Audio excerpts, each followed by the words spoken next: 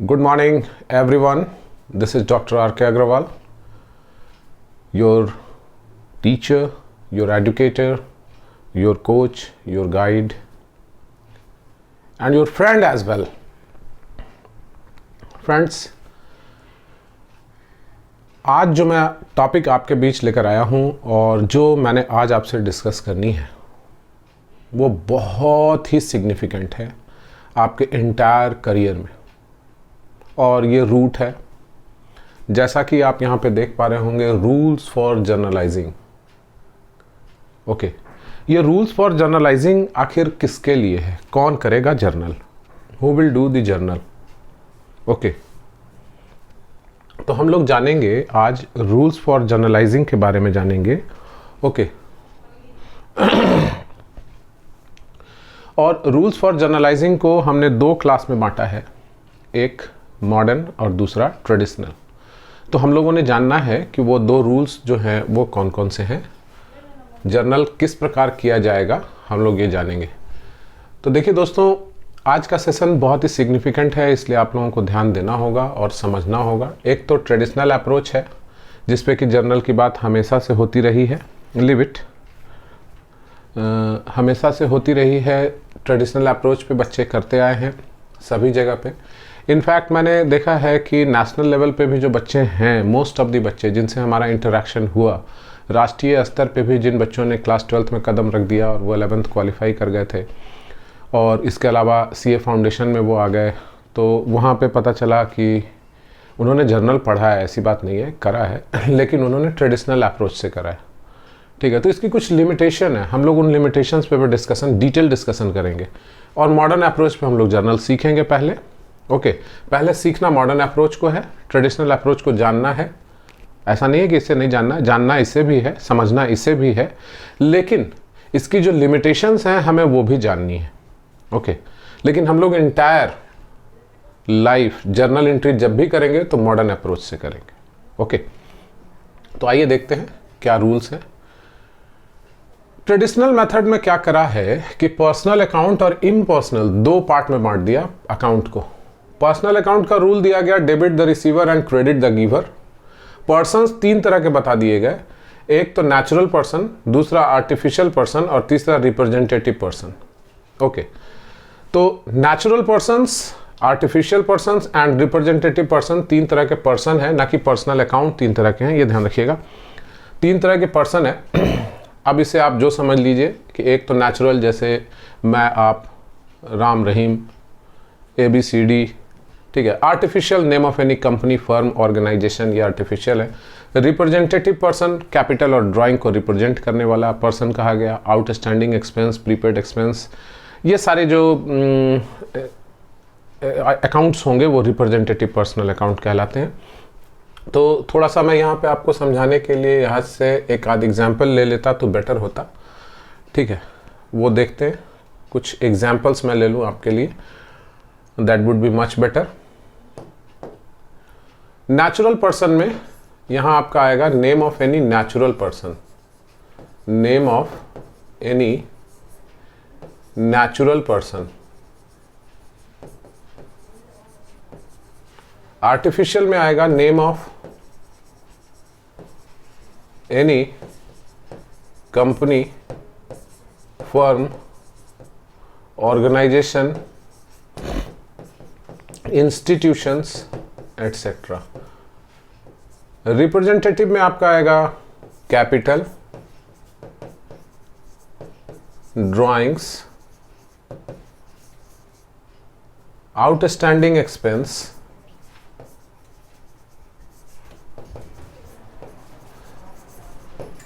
Outstanding income, prepaid expense etcetera. तो ये आपका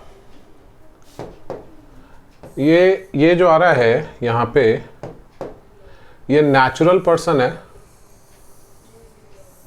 ये आपका आर्टिफिशियल पर्सन आ रहा है, और यहाँ पे आपका रिप्रेजेंटेटिव पर्सन है। तो ये तीन क्लास में बांटा गया है, और इसकी जो बेसिक रूल दी गई है वो क्या दी गई है? पर्सनल अकाउंट के लिए जो रूल दिया गया है, debit the receiver and credit the giver, debit the receiver and credit the giver, यही याद रखते हैं बच्चे, इसे गोल्डन रूल भी कहा गया। ट्रेडिशनल मेथड, ट्रेडिशनल रूल, इसे गोल्डन रूल फॉर अकाउंटिंग भी कहा गया है। पर्सन तीन तरह के हो गए, natural person, artificial person and representative person. Okay, तीन तरह के पर्सन है। क्लासिफिकेशन बहुत ही सिंपल है। नेचुरल पर्सन में राम, मोहन, सोहन, अब्दुल, करीम। आर्टिफिशियल पर्सन में हमारा नेम ऑफ एनी कंपनी, जैसे Tata and company, Reliance and company. Firm का नाम जैसे ABC and company, messrs A and sons. Organisation का नाम आपका कोई भी कॉलेज, कोई भी यूनिवर्सिटी, जैसे दिल्ली यूनिवर्सिटी मैं कह रहा हूँ तो ये ऑर्गेनाइजेशन का नाम है, ये भी आर्टिफिशियल में ही आएगा। इंस्टीट्यूशंस, किसी भी संस्थान का नाम, जैसे मैं कहूँ ICAI तो ये आर्टिफिशियल पर्सन है। लेकिन रिप्रेजेंटेटिव, वो किसी न किसी को रिप्रेजेंट करेगा। आप किसे रिप्रेजेंट करेगा? किसी पर्सन को ही रिप्रेजेंट करेगा। कैपिटल है तो प्रोप्राइटर को रिप्रेजेंट करेगा, ड्राइंग्स है तो भी प्रोप्राइटर को, आउटस्टैंडिंग एक्सपेंस है तो वो उस व्यक्ति को रिप्रेजेंट करेगा। आउटस्टैंडिंग एक्सपेंस मैंने यहाँ पे लिखा EXP, outstanding expense, EXP dot. Okay, तो आउटस्टैंडिंग एक्सपेंस उस पर्सन को रिप्रेजेंट करेगा जिसे हमें पेमेंट करना है, जिसे हमने बेनिफिट ले लिया है लेकिन पेमेंट नहीं करा है, जैसे रेंट ड्यू, या उसे हम लोग इस तरह से भी कहते हैं आउटस्टैंडिंग रेंट। ठीक है, प्रीपेड रेंट, अगर रेंट आपने एडवांस में दे दिया है प्रीपेड, तो ये भी आपके लिए रिप्रेजेंटेटिव पर्सन का एक एग्जाम्पल होगा। अब इसके बाद है इम्पर्सनल। पर्सनल अकाउंट तो क्लियर हो गया होगा आप लोगों को। इम्पर्सनल अकाउंट की जब बात हो रही है तो इम्पर्सनल अकाउंट में दो क्लास हो गए, एक रियल और दूसरा नॉमिनल। ये रियल अकाउंट है दोस्तों, दिस इज रियल अकाउंट, और ये है आपका nominal account. Okay, real account का रूल है debit what comes in and credit what goes out. Nominal account का रूल है debit all expenses and losses, credit all incomes and gains. ये real account के रूल हो गए, debit what comes in and credit what goes out. और nominal account का है debit all expenses and losses and credit all incomes and gains. Real account को हम लोग एसेट अकाउंट के नाम से भी समझते हैं। रियल अकाउंट में सारे एसेट्स आते हैं, ठीक है, जितने भी एसेट्स हैं सारे एसेट्स रियल अकाउंट है। नॉमिनल अकाउंट में क्लियर सी बात है, एक्सपेंसेस, लॉसेस, इनकम्स, गेन्स। यानी कि यदि कंक्लूजन ड्रॉ करा जाए, यहाँ पे एक कंक्लूजन ड्रॉ करा जाए इस पोजीशन पे आकर, तो हम लोग एक कंक्लूजन पे पहुंच सकते हैं फ्रेंड्स। वो कंक्लूजन कौन सा है मैं आपको बताना चाहूँगा, आप देखेंगे थोड़ा ध्यान से कंक्लूजन क्या ड्रॉ होगा, वो थोड़ा ध्यान देंगे आप यहाँ पे। ओके,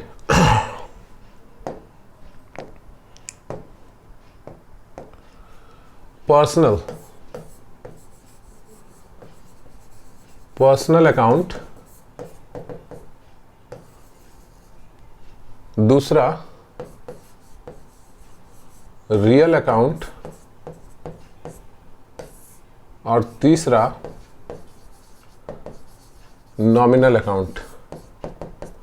रूल की बात मैं नहीं कर रहा हूं, पर्सनल अकाउंट में किन किन आइटम्स को शामिल किया जाएगा, रियल में किसे शामिल किया जाएगा, नॉमिनल में किसे शामिल किया जाएगा, मैं इसकी बात करने जा रहा हूं आपसे।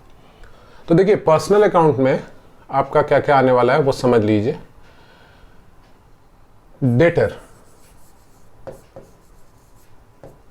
क्रेडिटर, लायबिलिटी, जितनी भी लायबिलिटीज होंगी सब लायबिलिटीज यहां आने वाली हैं, लायबिलिटीज। ओके, कैपिटल, ड्राइंग्स,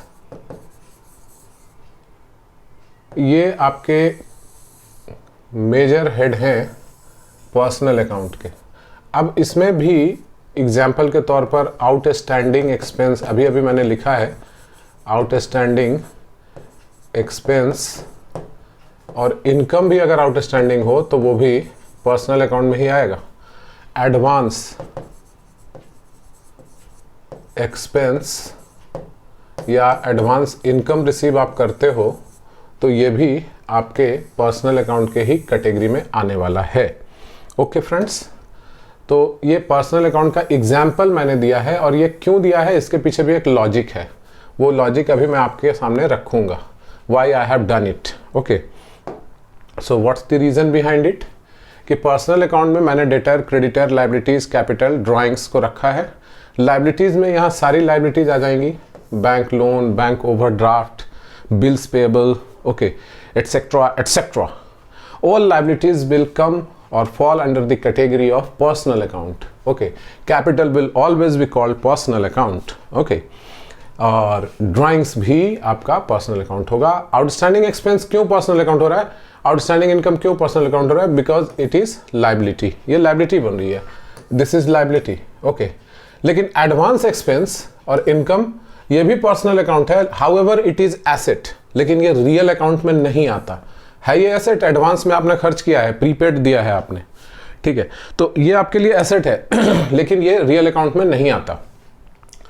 अब एडवांस में आपने इनकम रिसीव करा है तो ये एडवांस इनकम आपके लिए लायबिलिटी है, लेकिन आउटस्टैंडिंग एक्सपेंस जो है वो आपके लिए, आउटस्टैंडिंग इनकम आपके लिए एसेट होगा, और आउटस्टैंडिंग इनकम एसेट्स और outstanding expense liability. Okay, advance expense आपके लिए एसेट होगा लेकिन एडवांस इनकम आपके लिए liability.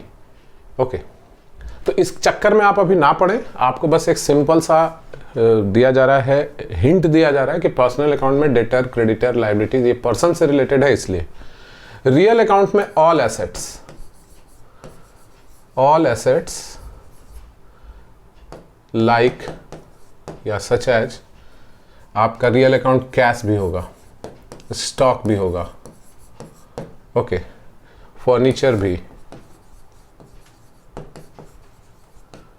Plant, machinery, tools, etcetera. अब कुछ और अदर एसेट्स भी हैं जैसे गुडविल, इंटेंजिबल एसेट्स, ये भी रियल अकाउंट में ही होगा, पेटेंट राइट्स,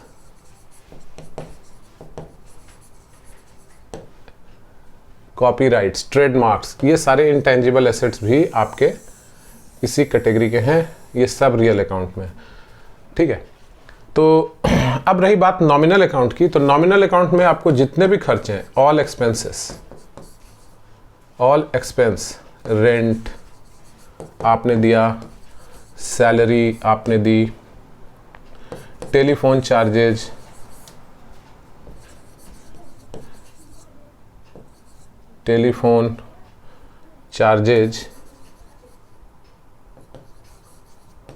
डिस्काउंट अलॉर्ड,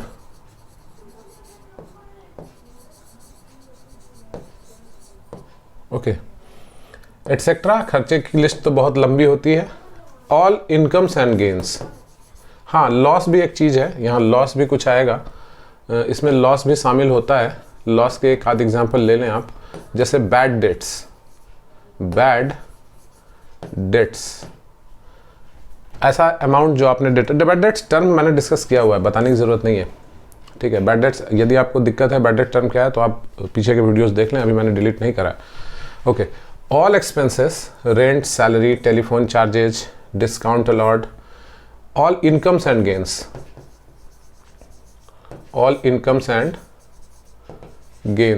अब इनकम क्या है, सेल्स, डिस्काउंट रिसीव्ड गेन है, डिस्काउंट रिसीव्ड,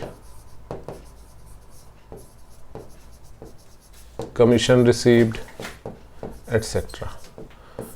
तो ये सारे हो गए आपके personal, real and nominal accounts. This is nominal, real and personal. तो मेरे ख्याल से आप इसे समझ चुके होंगे फ्रेंड्स। तो अभी जो हमने डिस्कस किया कि पर्सनल में natural person, artificial person and representative personal. इन पर्सनल अकाउंट में real account and nominal account. Real account का rule, debit what comes in, credit what goes out, इसमें सारे एक्सपेंसेस, और इसमें सारे के सारे all expenses, losses, income gains, ये आपके नॉमिनल अकाउंट के आइटम्स हैं। तो आपको ये मेरे ख्याल से समझ में आ गया होगा। अब आगे बढ़ें, मॉडर्न अप्रोच पे आइए। मॉडर्न अप्रोच क्या कह रहा है, जरा यहां अब ध्यान देने की जरूरत है। What the modern approach explains and what it says. Okay, modern approach पे हमें बात करनी है friends. Okay, we will talk about modern approach. And this one is the modern approach. Points should be noted. Assets. Debit के items कितने हैं?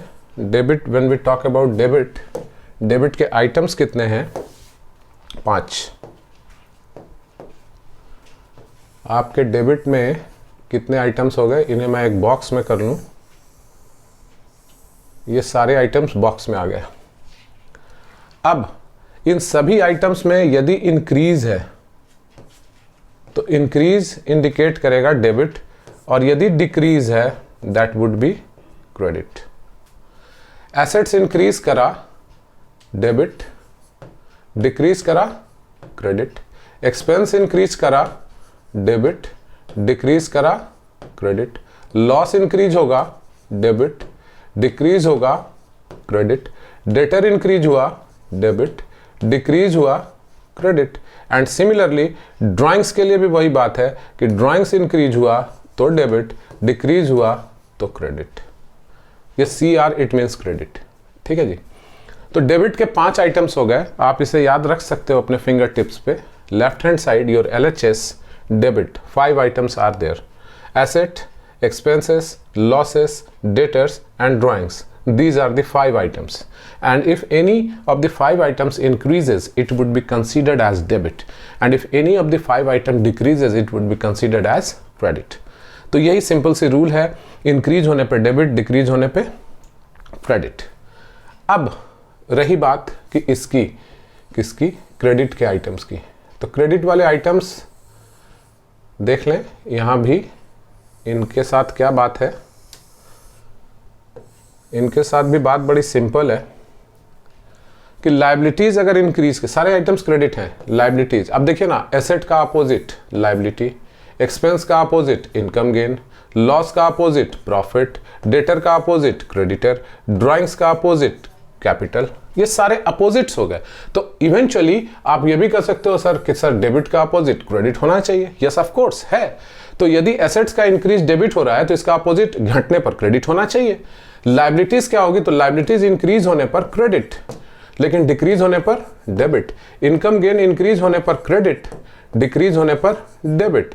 Profit increase होने पर क्रेडिट, डिक्रीज होने पर डेबिट। क्रेडिटर इंक्रीज हुआ तो क्रेडिट, डिक्रीज हुआ तो डेबिट। ओके, कैपिटल इंक्रीज हो गई डेबिट, डिक्रीज हुआ क्रेडिट।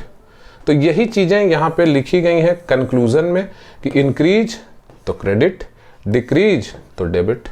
तो मेरे ख्याल से आप ये समझ चुके होंगे। लेकिन यदि अगर इसे हम लोग ट्रेडिशनल क्लासिफिकेशन के साथ कोरिलेट करें तो क्या हम पाते हैं वो भी जरा देखते हैं। ओके, एसेट कौन सा अकाउंट था? ये रियल था। एक्सपेंस कौन सा अकाउंट था? नॉमिनल था। लॉस भी नॉमिनल ही है ट्रेडिशनल अप्रोच पर, लेकिन डेटर हमारा पर्सनल है और ड्राइंग्स भी पर्सनल। तो ये बाद में काम आएगा, इसलिए मैं यहां पे कर रहा हूं, कुछ तो रीजन होगा ही होगा। Liabilities personal account, income gain nominal account,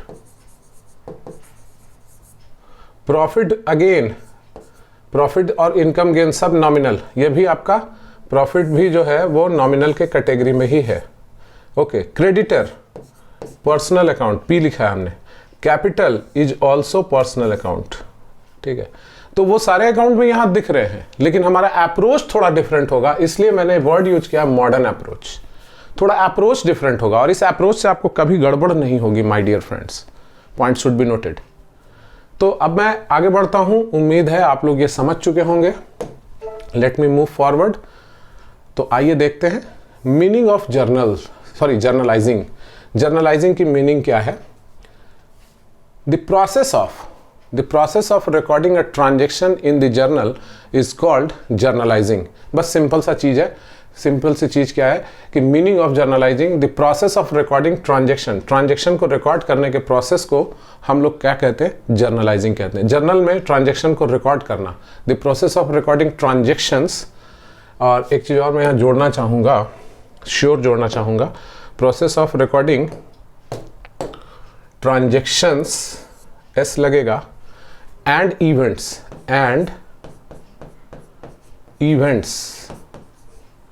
भी रिकॉर्ड होते हैं in the journal is called journalising. Transactions को और इवेंट्स को हम लोग जर्नल में रिकॉर्ड करेंगे तो उसको रिकॉर्ड करने की जो प्रोसेस है उसे हम लोग जर्नलाइजिंग कहेंगे।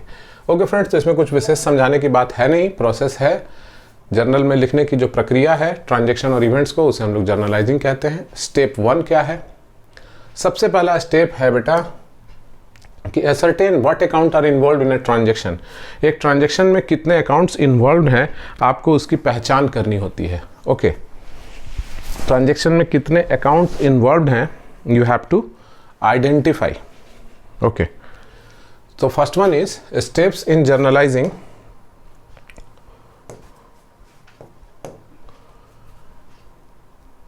कौन कौन से स्टेप्स हैं?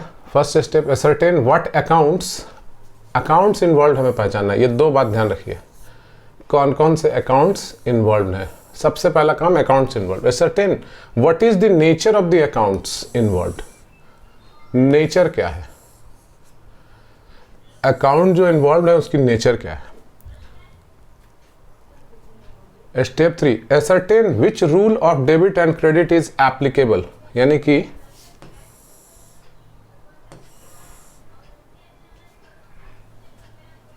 Rules of debit and credit is applicable. कौन सा रूल एप्लीकेबल है ईच अकाउंट के लिए? अभी मैं करके भी दिखाऊंगा इस चीज को। एसरटेन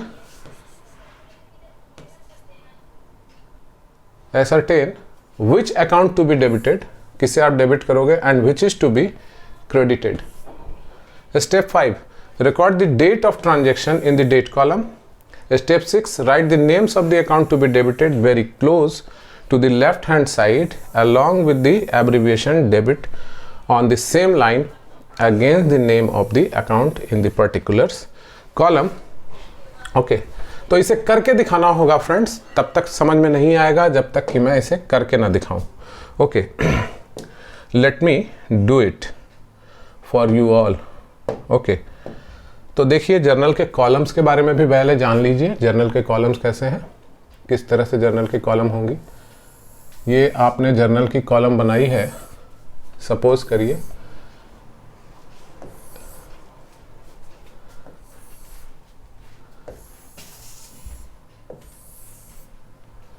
इसमें आपने डेट लिखा है, इसमें पर्टिकुलर्स लिखेंगे,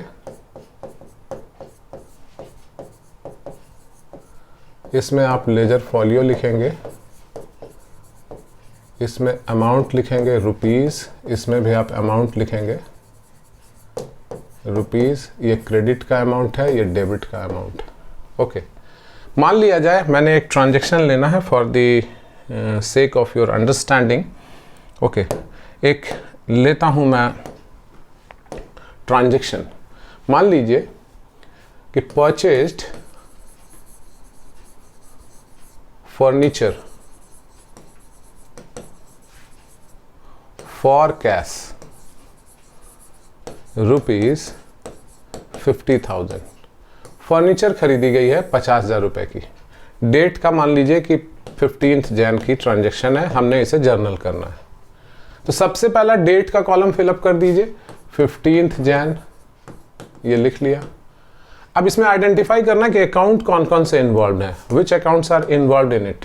तो 2 अकाउंट इन्वॉल्व है, एक फर्नीचर और दूसरा कैश।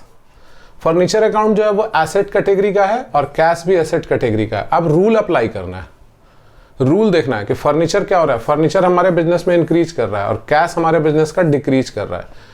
तो अब एसेट अकाउंट का रूल क्या था, इंक्रीज इन एसेट डेबिट। तो अब हम लोग क्या करेंगे, एंट्री करेंगे कैसे, जिस अकाउंट को डेबिट करना उसे पहले लिखेंगे, furniture account debit. Ledger folio का जो भी नंबर होगा वो तो हमें देना होगा, अभी तो नहीं देंगे, आपको देना नहीं है। फर्नीचर अकाउंट डेबिट 2, नीचे 2 लिखिए। कैश अकाउंट क्रेडिट हो रहा है, नीचे आ जाएगा ये। अब फर्नीचर अकाउंट डेबिट वाले कॉलम में 50,000 और यहाँ इसके सामने आ जाइए, बिल्कुल इसके सामने यहाँ नहीं लिखना है, बच्चे यहाँ लिख देते हैं गलती से, ठीक है। आपको इसके सामने लिखना है, ये डॉट डॉट मैंने सिर्फ समझने के लिए दिया है। अब इसके बाद नरेशन दिया जाता है, यहाँ पे लिखेंगे फॉर फर्नीचर परचेज्ड, बस, ओके। तो ये जर्नल एंट्री की गई, इसी को हम लोग ट्रांजैक्शन, तो ये था ट्रांजैक्शन को जर्नल में लिखने की प्रोसेस को, इसी को हमने जर्नलाइजिंग कहना है, और यही जर्नलाइजिंग है बेटा।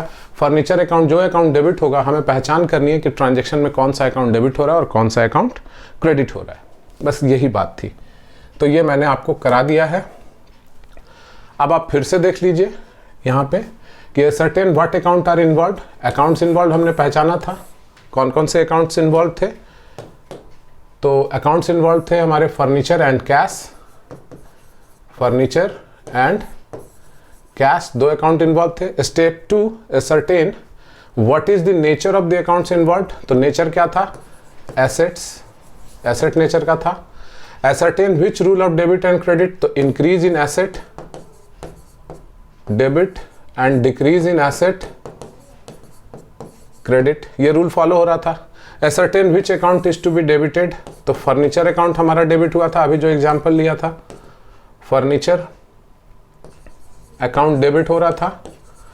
And which is to be credited, तो कैश अकाउंट क्रेडिट हो रहा था। Step 5, record the date of transaction, date column में हमने लिखा 15 जन था। Write the name of the account to be debited involve, पहले लिखा debit, very close to the left hand side along with the abbreviation DR dot मैंने करा था, on the same line against the name of the account in the particulars column and the amount to be debited in the debit amount, okay। तो आपने ये देखा, ये देखिए debit यहाँ करा हुआ है, उसके नीचे हम लोगों ने कैश करा लिखा, इसी लाइन में DR डॉट लिखा था, फिर नरेशन देना है, यही तो आपकी बात थी, यही आपको समझना था। अब इसमें जो बातें हैं,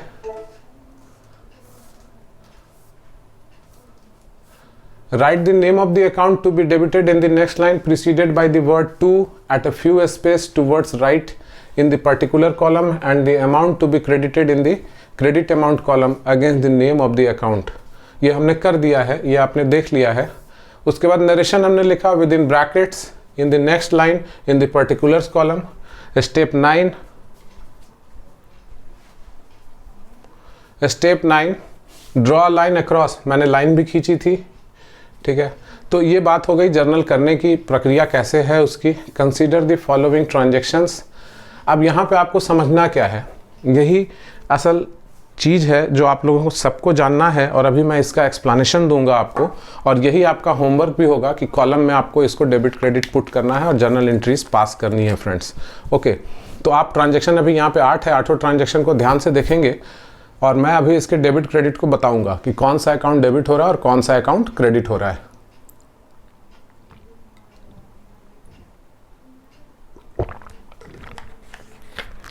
ओके फ्रेंड्स, तो चलिए देखते हैं। सबसे पहला, गणेश स्टार्टेड बिजनेस, गणेश जी ने बिजनेस स्टार्ट किया है, started business with cash, amount कुछ भी हो, अमाउंट मैंने नहीं लिया, अमाउंट आप अपनी मर्जी से पुट कर लेना। तो देखिए जो भी बंदा बिजनेस स्टार्ट कर रहा होता है, तो यहाँ पे इस ट्रांजैक्शन में, हर एक ट्रांजैक्शन में हमें करना क्या है कि 2 एस्पेक्ट पहचानना है, एक डेबिट और दूसरा क्रेडिट। तो कैश का जो अमाउंट होगा, कैश तो एसेट है, और किसी ने बिजनेस स्टार्ट किया है तो ये तो कैपिटल कहलाएगा। जिस व्यक्ति ने बिजनेस स्टार्ट किया है तो उसके रकम को हम लोग कैपिटल समझेंगे, जो बिजनेस का मालिक बिजनेस में लगाता है वो कैपिटल है। तो यहाँ कैपिटल इंक्रीज कर रहा है बिजनेस में, और यहाँ कैश भी इंक्रीज कर रहा है, क्लियर सी बात है, ओके। तो देखिए सिंपल सी बात है, लेकिन इस सिंपल सी बात को आपको समझना है पहले, ठीक है। क्या समझना है वो भी देखिए। मान लीजिए कि